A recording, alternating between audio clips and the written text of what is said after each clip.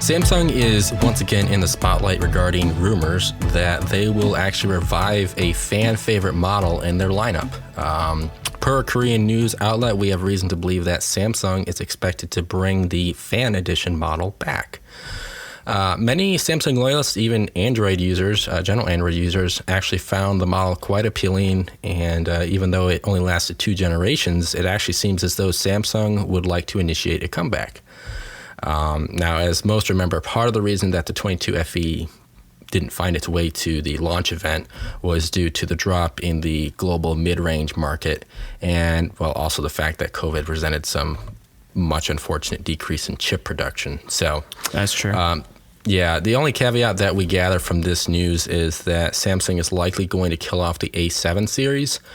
The A74 was a rather desirable mid-ranger that was expected to release sometime this year, but with the return of the FE, there's quite a bit of logic to seeing the A7 reach the end of the line. So that is actually interesting. I'm not really well versed into that, into the F series, fan edition, the fan edition. I actually didn't really have a problem with it when it released, but I think it's good that they're bringing a comeback with it because, well, not that there's already a multivariable equation with how many devices Samsung outputs every year, but I think that was at least one we know that they're removing one. Yeah, they're removing one, so at least they're kind of balancing out again. So yeah, I don't have really a problem with that. That's pretty cool. Yeah, and I mean, like we're going on here. Yeah, there's definitely some rumblings that we'll see this S22 FE, and it should be expected this fall. Mm-hmm. Past precedent indicates that we could see it arrive sometime in October, but there is some speculation that we could see it even earlier than that. So, cool. I'm personally in favor of this. So I'm looking forward to the return of that particular lineup, and I was actually sorry to see it go to begin with. So yeah, I totally agree with that.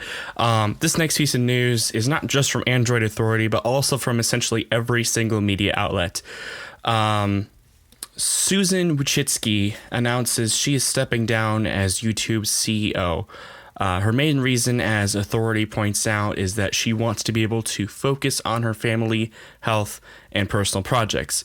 After being the CEO for 9 years, her de facto deputy, Neil Mohan, will ultimately take her place. So this is actually quite interesting because she is very prominent in the tech world, obviously, considering she is the CEO of YouTube. And obviously I have my quarrels with her in some ways just because how she's handled YouTube in the last few years, but that's my personal take on that. But I don't know how you feel about this necessarily. I assume you probably known who she is, but not really necessarily. I don't really pay attention to I guess subsidiary CEOs might be how you put it. Yeah, sure. I haven't had too many issues with what has been coming around with YouTube in the past few years. I'm not really sure what you're referencing as far as some of the qualms you have. Just going from, I would say,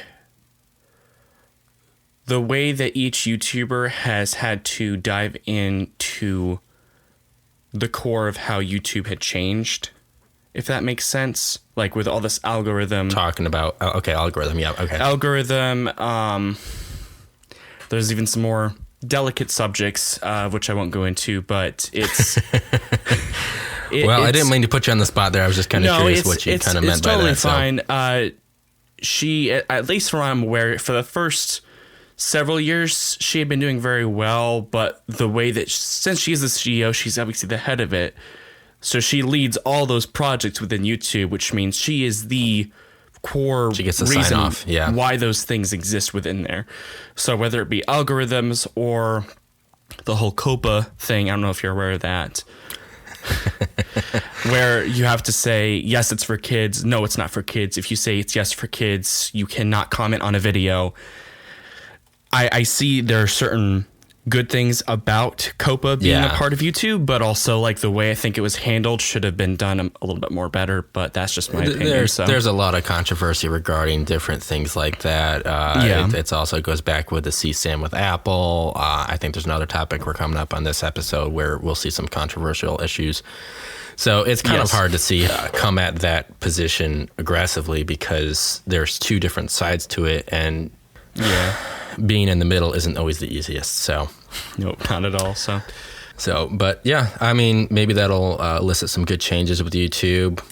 Maybe it will bring upon some things we may not want to see. Who knows? Yeah.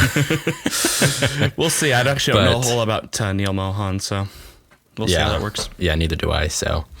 But yeah, this isn't necessarily a main topic, but I did want to draw attention to the fact that a while back we mentioned that Huawei is pursuing a design where a smartwatch could house earbuds underneath the watch screen.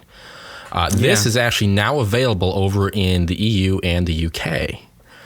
We just actually had a promo video from Huawei on YouTube. I'll post that in the link. There's really not much to it, though. It's really interesting. We do have some specs on it, but if it does come to the States, we will definitely break it down for you a little bit further. Yeah, I think absolutely. A lot of our concerns on the initial idea of this was just going to the fact that this looks more like a gimmick than it does to be like a fitting application for practical everyday use. Especially with the battery being the biggest of those gimmick-related concerns. So, I mean, when you actually watch the promo and the girl is using these earbuds, it's kind of cool, but it's also like I feel like you could get so much more from actually a dedicated pair of earbuds than rather just having something small that's in your watch. I think that as technology progresses, if we're able to get to a point where the utilization of both the watch and the earbuds together is a lot more stable, I would say, then yes, I'm totally down for that. Again, like you said, it's a gimmick. It is a cool thing for sure, but it has its quirks, obviously. So, yeah, in the future, if they ever improve upon that, we'll be definitely taking a hit on that for sure. So it'll be fun to actually see people walking down the street and then just suddenly have their watch screen flip open and then them pulling out a pair of earbuds. I mean, it really does have that wow factor. Actually, I mean, yeah, it does. It's really interesting, and I have to give credit for Huawei giving the initial shot to that. I think like I said, we saw some other less than reputable sketchy sites or ads on Facebook that do the same thing, but it's really cool. Right. Like you said, we'll just have to wait and see how that technology evolves, and if it sticks with us, kind of like what Samsung did with their flips and folds. Sure thing. The next piece of news, actually, I'm not very happy about, and I don't think JD, you would not be either, but we have information from Mac Rumors indicating that Apple is planning to charge $99 per year to be able to download and use the developer beta for iOS 17 and most likely beyond. This should come as a shock for most Apple users, considering that everyone was able to download the beta profile from betaprofiles.dev. Now, Mac Rumors does mention that users may be able to bypass this using IPSW or iPhone software file. Still, this adds more steps to the process and at the very least is more tedious. I have a lot of thoughts about this, obviously. I just don't think we should be having 20 minutes bashing Apple on this particular thing. But if you do have any thoughts, I would love to hear them. Yeah, that's something we could easily do. We could stretch this out a long ways because this is not the first time Apple's done something ludicrous. Yeah, I was going to say stupid, but that's a more elegant word. Both are interchangeable.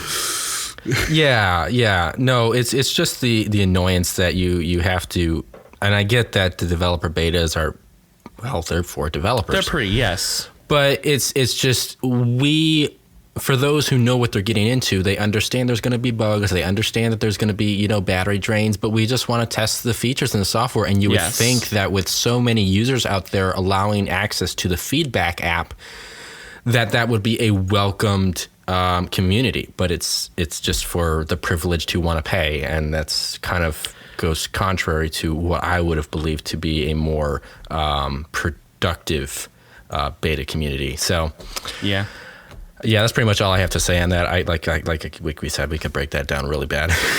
I know. Just a quick thing though. It would be nice. Like I could understand like charging maybe like $10 a year or something. Cause I understand like if it were,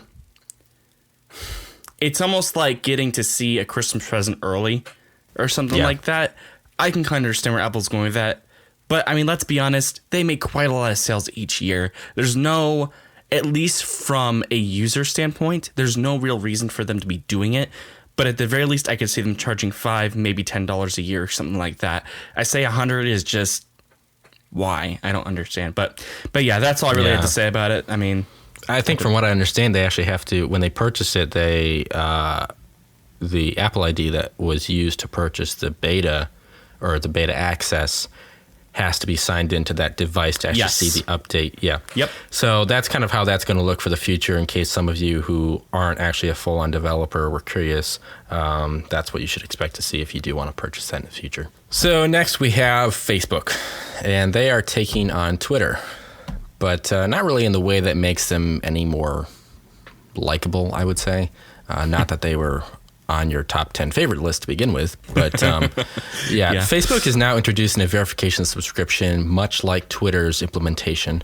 However, this will actually be $4 more at its lower price if you don't subscribe through iOS, and will use the means of government-issued IDs to verify the account.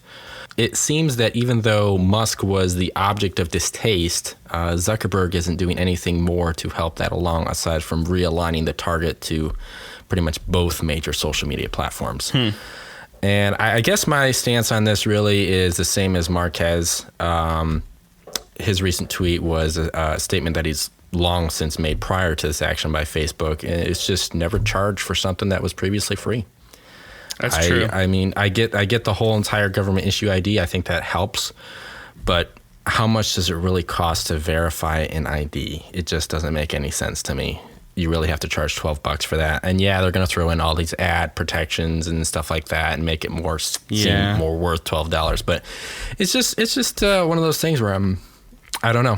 It's ridiculous. I kind of have to blame Musk on this one because he started this whole train. I know. From what I understand, because it's been a while since we've talked about Twitter, but you can still have your verified, thing on your username. Yeah, they made some adjustments on that. But then you have the paid version where it's like you have another blue check mark or whatever. With this, from what you're saying, is it that to be consistently verified, let's say you're Marquez and you're on Facebook and you already been verified, to stay verified, you have to purchase this per month? Or is this the same as having an extra check mark? From what it looks like as of now, it looks like it's an actual main check mark. There's nothing more additional to it. So that's our understanding based on what these articles are unveiling. So, okay. Yeah. Oh my goodness. We have a lot of topics today that we could just break down and just keep on bashing against, but the show must go on. So yeah, we'll move on here. So Android Authority has reported a leak from Weibo found by the Chinese outlet itHome. The rumor suggests that Qualcomm could be launching the Snapdragon 8th Gen 3 much earlier than anticipated. They state that it could launch as early at the earliest of the closing of October. This chip, codenamed Lunai, could have a much better configuration, making a radical difference of 20% energy efficiency.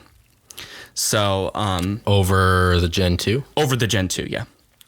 So that's pretty much all we have for that. Did they state anything on that as far as the 8 Gen 1 Plus? It's the plus thing. Yes, it is the plus thing. They mentioned that. Let me see here. Where was that? Because I know exactly what you're talking about. Because you said 3, so I'm wondering if they're going to do a 2 Plus. So it says here, shortly after the Galaxy S23 series launch event earlier this month, we learned the S23 custom Snapdragon 8 Gen 2 chip, called the Snapdragon 8 Gen 2 for Galaxy, may in fact be the Plus model. That makes sense. This, of course, brought up the unavoidable question of whether Qualcomm would skip the launch of an official Plus version of its latest chip. The rumor suggests that Qualcomm may indeed move on to the next generation, and it could arrive sooner than expected. So, yeah. Which would make sense why they would skip that. Okay, yeah. Yeah, that kind of makes sense. I mean, who knows? This could be wrong, but it in logical terms, it seems like it's an obvious game plan. So, yeah. I would think so. 20% over the 2 is what I'm gathering. Okay. Total 20% energy efficiency. So, well, that's pretty impressive. So then, but with all that craziness, we'll go ahead and move on to deals. This first one we have here is the M2 iPad Pro from last year's model, and it's $200 off, and it's the 11-inch for 2 terabytes with just the Wi-Fi model, going from $1,899 to $1,690. So, $200 you can save right there if you're looking to get a Pro. You can kind of on the fence of whether you're wanting to upgrade to the next one or just completely get a new iPad completely. So, I still like the silver. Yeah. Oh, I love the silver. I prefer the silver. I mean, it's not that Space Gray looks ugly. It just looks more sleek. Oh, well, actually, I was going to say Space Gray has always been my favorite of Apple's anything, regardless. So yeah, because that was your iPhone 6, wasn't it? That was my iPhone 6. Yeah, I thought so. First one I had. Yep. Speaking of phones, we actually have a deal on the Google Pixel 6a. This one feels like it's been on there for a while, but we'll just kind of bring it back up. So it is down from $449 to $299, so $300, 33%. So really decent product right there. Your kind of your budget line, and it's not really that old. I mean, we'll probably have the 7a here soon, but yeah. So actually, here we have Tile. And they're taking a bit of an opposition with how AirTags work and is seemingly making a controversial move on how Tile trackers are located. So in a recent statement from Tile, their anti-theft mode lends support to owners having their trackers be undetectable by nearby smartphones via notification. The idea behind this is that what good is a tracker if it sends off a signal to a smartphone informing them that a tile is nearby, especially if that phone is in the hands of a thief that's trying to steal your valuables? On the other side, they've also implemented procedures to deter users from tracking people with two-factor authentication, government-issued ID verification, which includes fake ID recognition, and a $1 million fine if someone is being tracked without their consent. Wow. So they're kind of trying to attack it from both sides to make it useful for people being tracked and, users being able to actually track their own valuables. So I thought there is some, controversy to it, but I felt like the way they're addressing it does make some sense on how they want to verify what's going on. Not sure if you disagree on some level. There probably is some sketchiness to it. I have a hard time understanding because you said that so much. I have no idea, what you meant. So what they're doing is basically in order to enable the anti-theft mode, they actually have to have you use a government-issued ID. So that way, if you do use that tracker to track somebody, they know who it belongs to, and you will be fined. Okay, now I understand. Yeah, so there's so many elements to it that make sure that they know what's going on, and you will be held responsible if you abuse that product. Yeah.